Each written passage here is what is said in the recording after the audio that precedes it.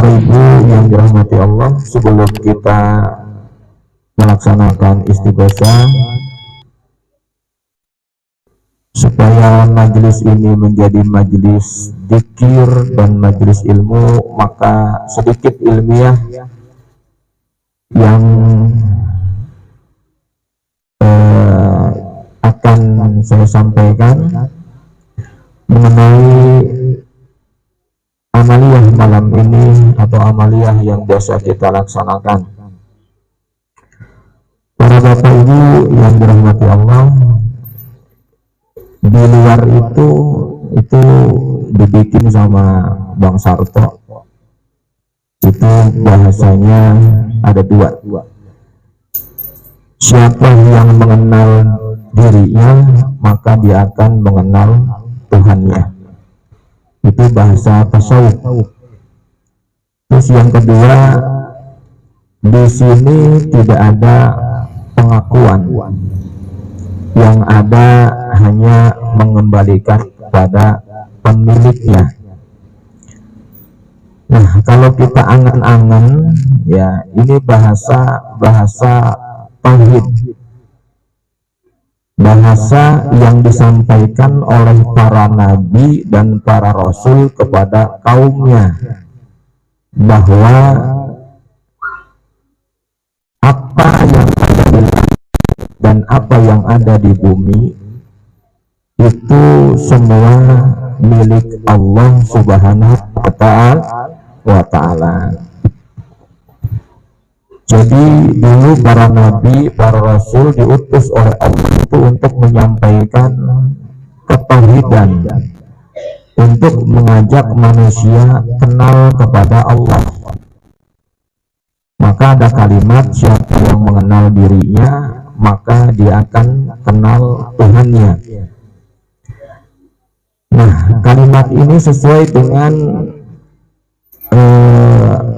Al-Quran yang Allah sampaikan melalui ayat wa ma khalaqtul jinna wal insa illa liya'budun, bahwa Allah tidaklah menciptakan jin dan manusia kecuali untuk liya'budun. Liya'budun di sini pengertiannya ulama ahli tafsir itu, pertama, untuk beribadah kepada Allah. Jadi manusia dan jin diciptakan tidak lain hanya untuk beribadah, hanya untuk mengabdi, hanya untuk menyembah kepada Allah Tuhan yang Esa.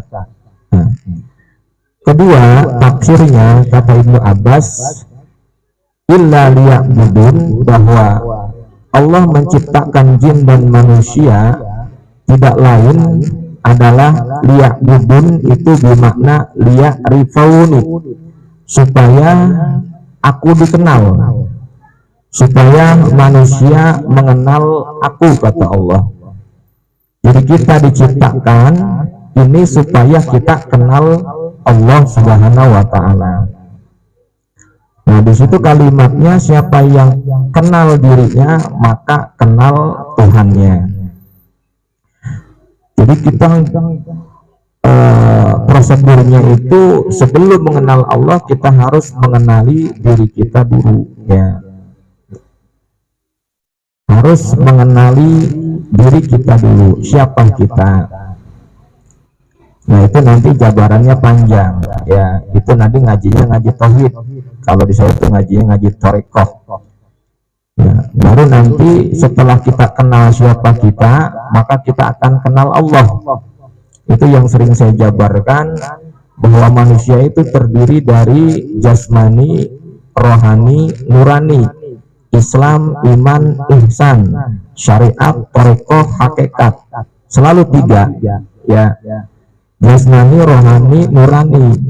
Jasmani itu apa? Ya, rohani itu apa? Kemudian nurani itu apa? Nas, bashar, insan, semuanya 7, nas 7, ya. Bashar 7, kemudian sifatul insan 7. Baru setelah itu dikenali, maka nanti tinggallah yang namanya insan. Disitulah manusianya. Nah, kalau sudah tinggal insannya atau jambul insannya, barulah di situ kenal Allah. Kenapa?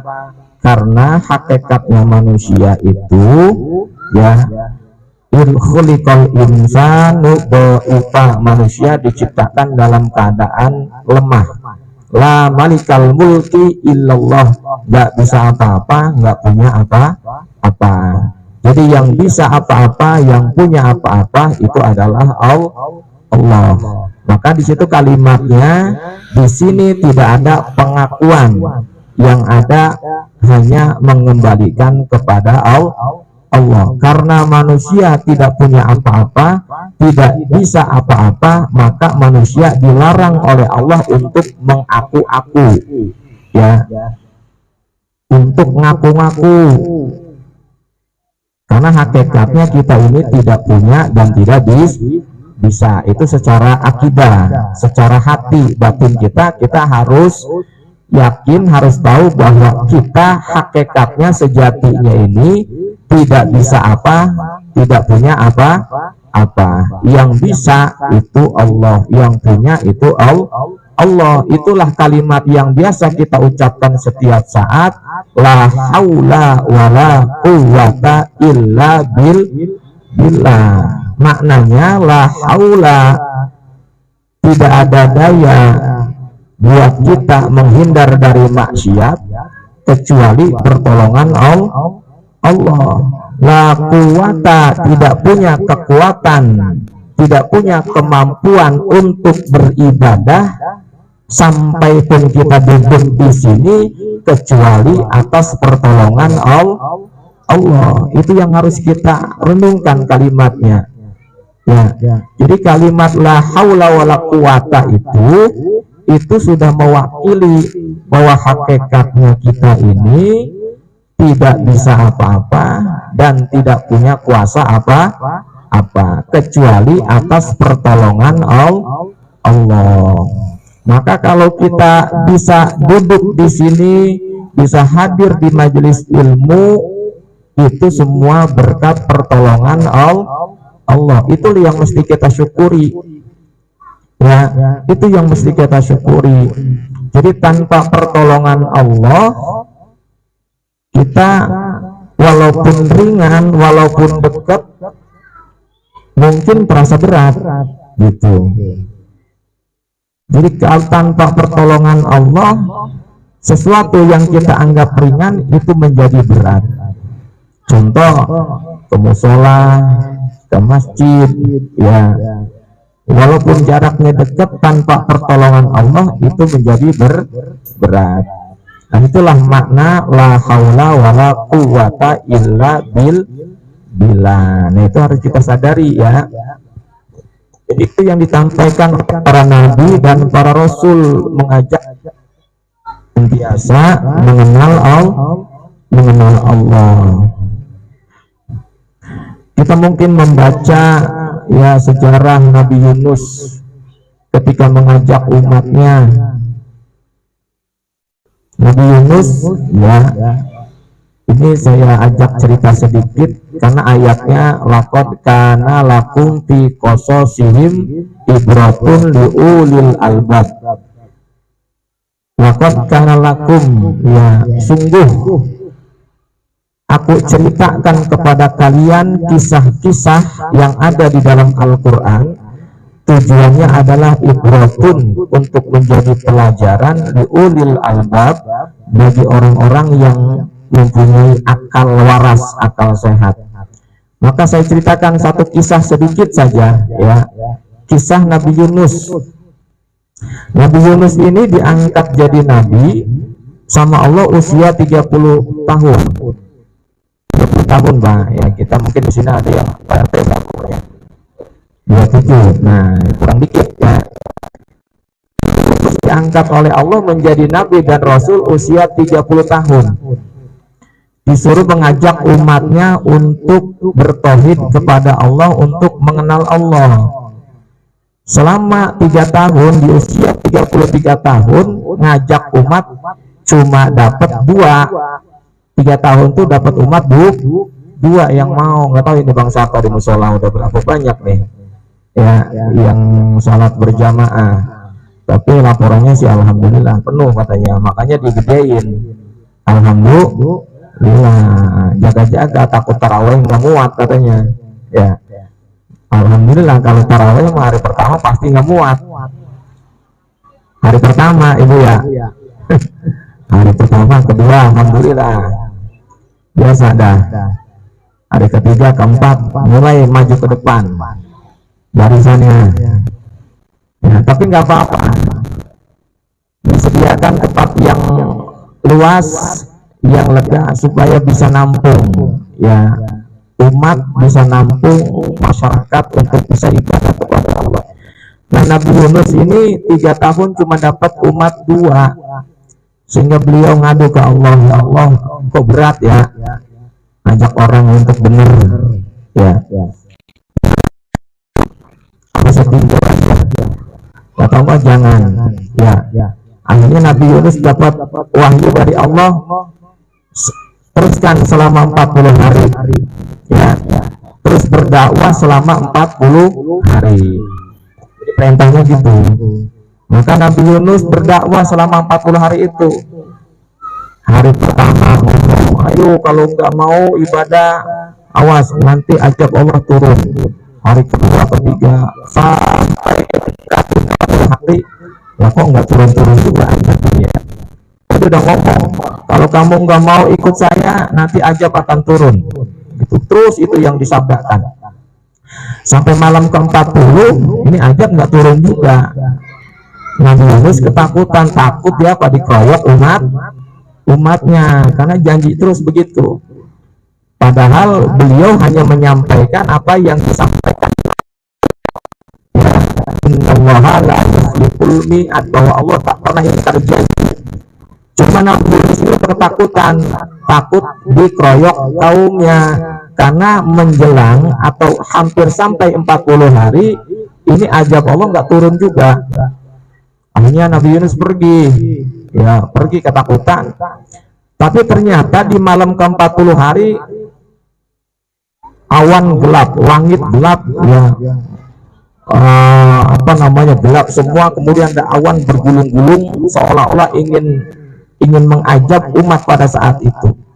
Nabi Yunus sudah pergi dari kampungnya.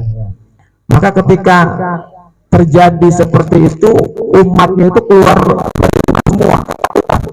Wah, ini benar yang dijanjikan Nabi Yunus benar, kita akan kena azab. Maka semua keluar dari rumah, pergi ke satu tempat, kemudian bertobat di situ dan berusaha mencari Nabi Yunus, harus beriman kepada Nabi Yunus ya. Dicari Nabi Yunus nggak ada, Nabi Yunus sudah pergi.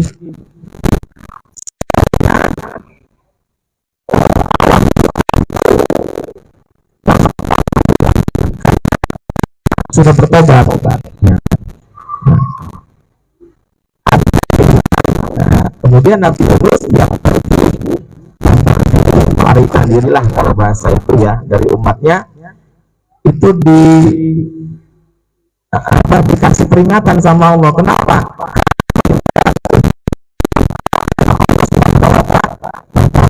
Nabi Yunus dihukum. Akhirnya Nabi Yunus tuh dalam kepergiannya itu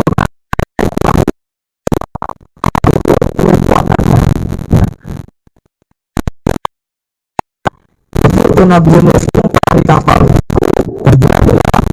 terbang sampai akhirnya kapal itu terombang-ambing, hampir mau pecah kapal itu.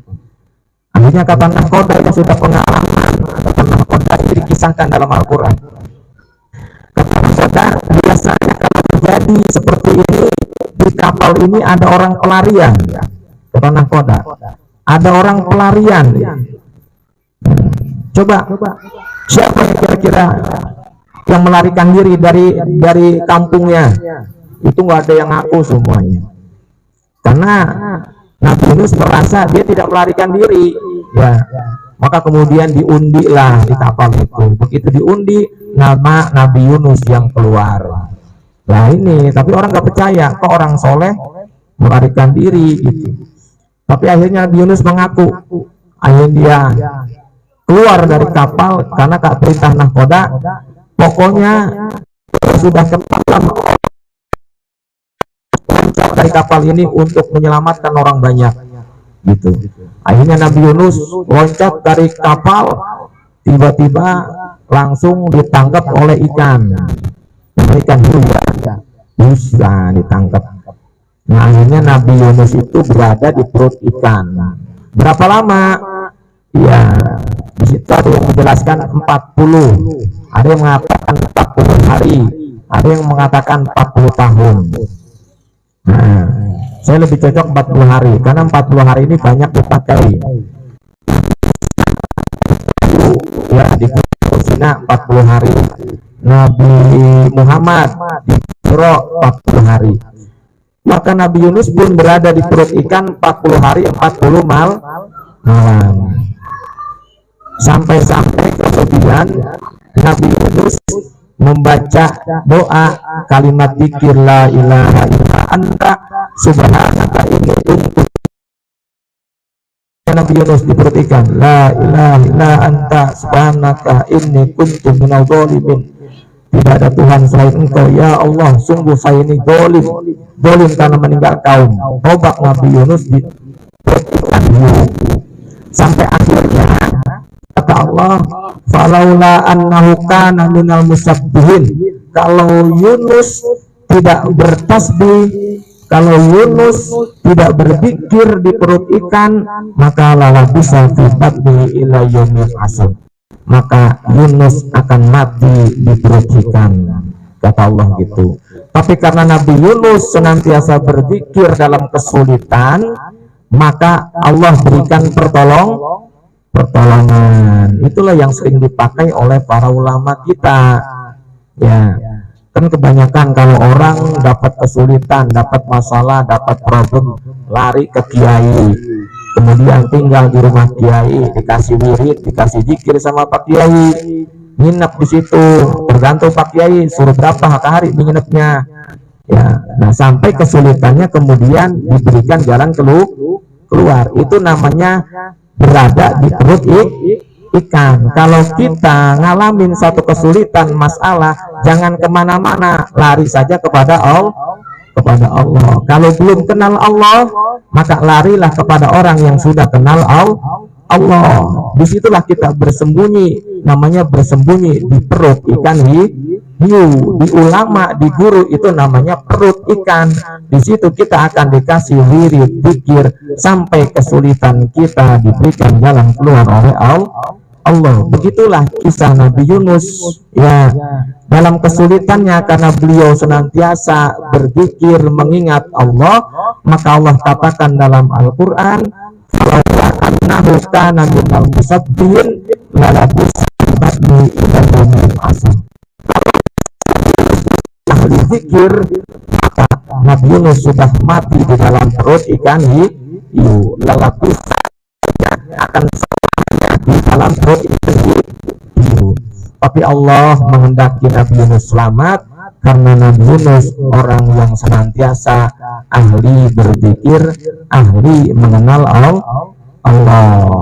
Maka kita di sini belajar, ya, dalam acara kita istighosah ini kita melatih lisan kita untuk senantiasa berzikir kepada Allah sampai zikir itu masuk ke dalam kolbu kita, ke dalam hati kita, sehingga nanti lisan berzikir, hati pun ikut berzikir. Karena kita ini terdiri dari jasmani dan rohani. Jasmaninya zikir, rohaninya juga zikir. Maka itulah orang yang akan diselamatkan oleh Allah Subhanahu wa Ta'ala, baik di dunia maupun di akhirat. Tapi kalau kita tidak ada zikirnya, dari mana Allah akan menuntun kita?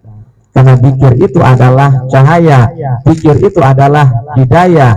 Sebagaimana Allah katakan, yahdillahu linurrihi mayyasha. Allah akan memberikan hidayah kepada orang dengan nurnya yang ada di orang tersebut.